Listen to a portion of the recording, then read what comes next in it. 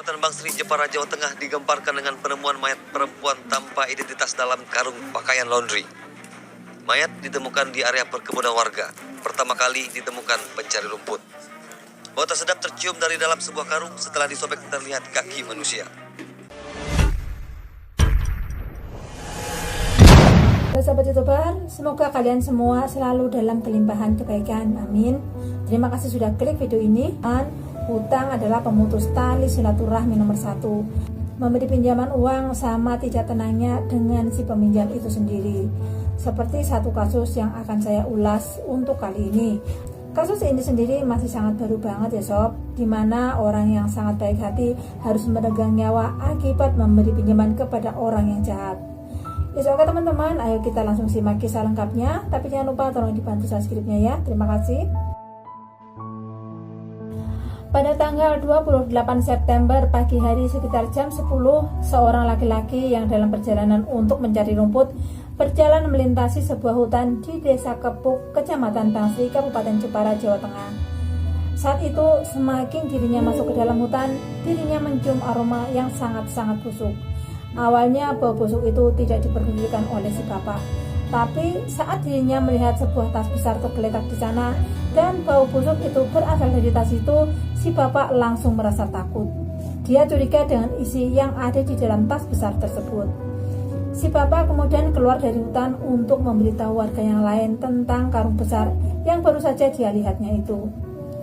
Kemudian beberapa warga ikut masuk ke dalam hutan untuk mengecek isi tas laundry besar yang berbau busuk itu. Tidak disangka-sangka, saat bungkusan itu dibuka sedikit, muncullah sepasang kaki manusia yang kondisinya sudah mulai membusuk. Warga pun spontan langsung menutup hidung, tapi mereka tidak berani berbuat lebih selain melaporkan penemuan tas laundry itu kepada pihak aparat yang berwajib di Polsek Bangsri. Anggota kepolisian sektor Bangsri yang datang ke tempat kejadian perkara langsung mengevakuasi tubuh korban ke Rumah Sakit Umum Jepara, Jawa Tengah untuk dilakukan autopsi serta dilakukan identifikasi. Menurut pihak kepolisian, korban adalah seorang wanita yang berusia sekitar 25-40 tahun. Dari hasil autopsi menyatakan bahwa terdapat banyak luka di berbagai bagian tubuh si korban. Sedangkan penyebab meninggalnya korban akibat cekikan pada bagian leher. Korban sendiri diperkirakan sudah meninggal selama 4 hari sebelum jasadnya ditemukan. Di hari itu juga aparat kepolisian langsung berhasil mengetahui identitas korban melalui finger identification atau ditelusuri lewat rekam sidik jari. Korban ternyata adalah seorang wanita yang bernama Krisnawati, berusia 37 tahun, seorang ibu rumah tangga, warga Desa Ngabul RT 01 RW 01, Kecamatan Tahunan, Kabupaten Jepara, Jawa Tengah. Dan ternyata nih guys, pihak keluarga dari Krisnawati ini sebelumnya telah melaporkan hilangnya Krisnawati kepada Polsek Tahunan. Diketahui Krisnawati pergi dari rumah sejak tanggal 23 September tahun 2022 dengan mengendarai sepeda motor serta hanya membawa sebuah HP. Dan sejak saat itu dirinya tidak pernah pulang lagi ke rumah. Kemudian dengan sangat berhati-hati pihak kepolisian menyampaikan berita penemuan korban itu kepada pihak keluarga. Saat itu polisi sekaligus menyertakan ciri-ciri fisik dan baju-baju yang melekat pada tubuh korban. Dan benar saja pihak keluarga yang langsung pergi ke rumah sakit bisa langsung mengenalinya dari ciri-ciri fisik mayat. Kalau korban adalah keluarga mereka yang bernama Krisnawati yang sudah menghilang selama 4 hari. Diketahui wanita tersebut belum lama kembali ke Indonesia setelah selama bertahun-tahun bekerja sebagai TKW di negara Singapura. Setelah yakin kalau korban adalah Krisnawati, polisi lantas meminta keterangan dari keluarga serta teman-teman terdekat dari korban. Pihak polisi juga memeriksa semua aktivitas nomor HP milik ibu rumah tangga ini. Dan hasilnya 6 jam setelah jasad korban teridentifikasi, pihak aparat kepolisian langsung berhasil mengamankan seorang pria yang diketahui terakhir kali bersama dengan Krisnawati. Laki-laki ini ditangkap di pinggir sebuah jalan saat sedang mengendarai sebuah mobil. Pria ini bernama Muhammad Nova Andika, berusia 29 tahun. Dari keterangan Nova Andika, polisi kemudian berhasil memburu dan mengamankan dua pria yang lain yang disinyalir ikut terlibat di dalam kasus kematian korban Krisnawati. Kedua pria ini adalah Lilik Satrio, berusia 22 tahun, warga desa Teluk Awur, Kecamatan Taunan, serta Sugito, berusia 35 tahun, warga desa Pendosalawan, Kecamatan Kalinyamatan, Kabupaten Jepara, Jawa Tengah. Di dalam interogasinya, Nova Andika menceritakan kronologi kejadiannya, bahwa awal perkenalannya dengan Krisnawati terjadi pada bulan Mei tahun 2022. Mereka berkenalan di Facebook. Saat itu, Nova Andika berada di Jepara, sedangkan Krisnawati sedang bekerja sebagai TKW di negara Singapura. Makin lama hubungan pertemanan mereka semakin dekat. Sama-sama sering curhat via chat. Saat itu Nova Andika memberi perhatian lebih kepada Krisnawati. Setelah merasa bahwa korban mulai percaya kepada dirinya, Nova Andika berani menyatakan niat dan tujuan utamanya, yaitu untuk meminjam uang kepada Krisnawati sebesar Rp3.150.000. Selayaknya penipu-penipu yang berkeliaran di sosmed, khususnya FB pada umumnya, Nova Andika juga berjanji kalau utangnya akan langsung dilunasi sekalian saat Krisnawati sudah pulang ke Indonesia. Cara yang dilakukan oleh Nova Andika ini sama persis dengan cara yang dilakukan oleh ratusan penipu-penipu yang lain yang bergerilya di dunia perfacebookan.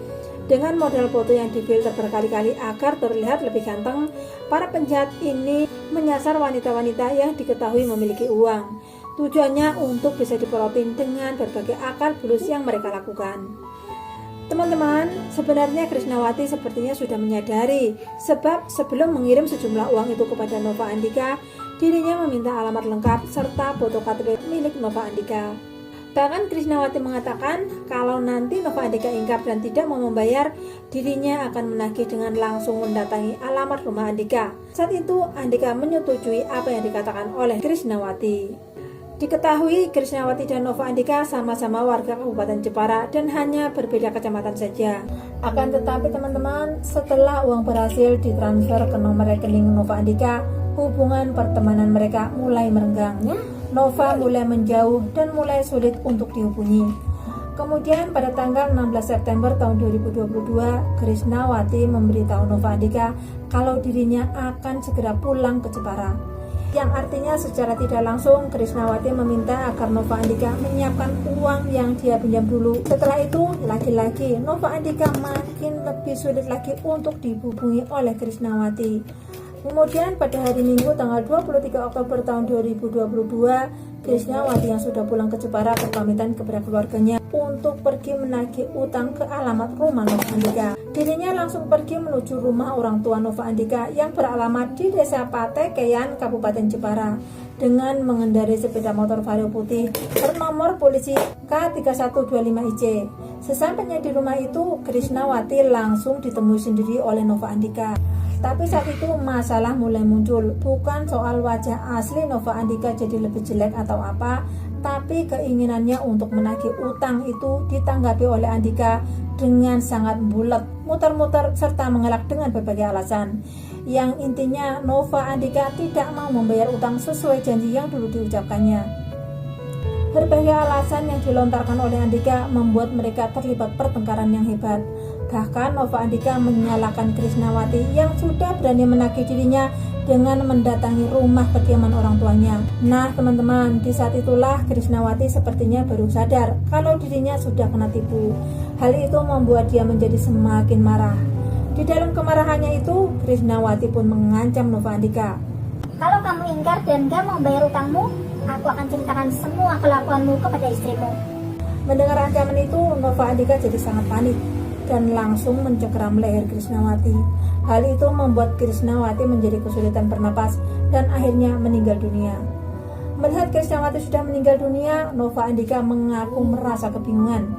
Tapi dengan cepat-cepat dirinya langsung menyimpan tubuh Krisnawati di gudang di dalam rumahnya selama 1 malam. Laki-laki jahat ini langsung mengamankan HP milik Krisnawati dengan cara mematikan tombol off. Kemudian mengambil dompet dan terutama sebuah sepeda motor Honda Vario yang dikendarai oleh Krisnawati. Pada keesokan harinya tanggal 24 September sekitar jam 9 pagi, Nova Andika mengepak tubuh Krisnawati dengan memasukkannya ke dalam sebuah karung yang berukuran sangat besar. Karung itu kemudian dibungkus lagi dengan tas laundry yang juga berukuran cukup besar. Nova Andika kemudian membawa karung besar itu dengan sepeda motor milik Krisnawati untuk mencari lokasi yang sepi dengan tujuan untuk membuang karung tersebut di sana. Setelah berputar-putar ke berbagai tempat, pada pukul 11.30 waktu Indonesia Barat, Nova Andika sampai di lokasi perkebunan yang cukup sepi serta jauh dari rumah penduduk, yaitu di hutan Desa Kepu, Kecamatan Bangsri, Kabupaten Jepara, Jawa Tengah. Nova Andika lantas menghentikan sepeda motor, kemudian menurunkan karung, berjalan masuk sedikit ke arah semak-semak, lalu meninggalkan karung berisi tubuh Krisnawati itu di tempat tersebut. Setelah itu, Nova langsung mengganti plat nomor sepeda motor Honda Vario dengan nomor palsu, yaitu H6742IM, serta membawa HP milik Krisnawati untuk dijual secara murah-murah kepada Sugito dan Lili Satria. Penyidik, Nova mengaku kalau motifnya melakukan kejahatan itu kepada Krisnawati karena merasa dirinya kesal sebab ditagih utang. Dua tersangka lain yaitu Lili Satria dan Sugito sebenarnya sedang apa saja teman-teman, sebab dirinya tergiur membeli sepeda motor Honda Vario dan HP dengan harga yang miring. Mereka berdua sama sekali tidak tahu kalau ternyata sepeda motor itu hasil dari tindak pidana penyolongan. Polisi menjerat kedua pria apes ini dengan pasal penadah, yakni pasal 340 Kitab Undang-Undang Hukum Pidana yang ancaman hukumannya 4 tahun penjara. Tersangka utama kasus ini yakni Muhammad Nova Andika dijerat dengan pasal 338 Kitab Undang-Undang Hukum Pidana tentang pembunuhan dengan ancaman hukuman maksimal 15 tahun penjara, atau pasal 365 ayat 3 KUHP tentang pencurian dengan kekerasan yang ancamannya juga hukuman 15 tahun penjara. Saat ini kasus masih dalam proses hukum. Teman-teman, khususnya wanita-wanita warga dunia per-Facebookan patut bersyukur sebab dengan ditangkapnya Nova Andika, pria-pria jahat nan culas yang gentayangan dan berkeliaran mencari mangsa dengan cara menipu para wanita di dunia per-Facebookan menjadi berkurang satu. Teman-teman, semoga semua segera nyadar bila jatuh cinta dengan penduduk dari alam Facebook.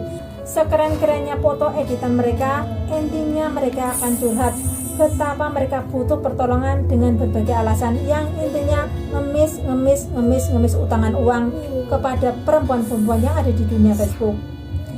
Pada awalnya mereka akan memancing dengan mengisi pulsa calon korban sebanyak Rp20.000. Tapi bagi mereka, wanita-wanita di Facebook hanyalah ikan mujair dan pulsa Rp20.000 adalah cacing yang digunakan sebagai umpan.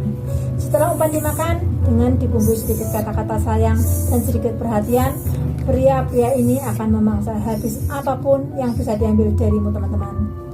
Oke teman-teman semua, mari kita doakan semoga Mbak Krisnawati tenang dalam hidup panjangnya dan keluarganya diberi ketabahan. Jangan lupa like, komen, dan subscribe. Terima kasih.